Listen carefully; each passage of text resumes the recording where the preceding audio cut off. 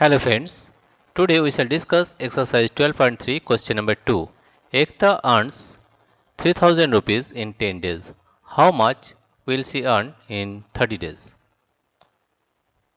We have to solve this problem in this way that in 10 days, in 10 days,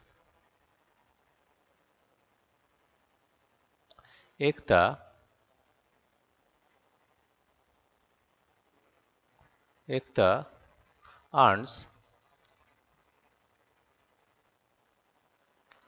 earns rupees 3000. Therefore, in one day, Ekta earns rupees 3000 by 10. Therefore, in 30 days, Ekta earns rupees 3000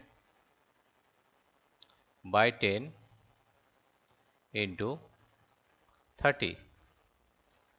This zero will cut, that is it comes to rupees 3009,000, right? Therefore, in 30 days, Ekta earns rupees 9000. Therefore, you can say that how much will she earn in 30 days? She will earn, therefore, she will earn rupees 9000 in 30 days. In 30 days. This is the solution of question number 2. Dear friends, if you like this video, please subscribe, like and share. Thank you everybody for watching this video.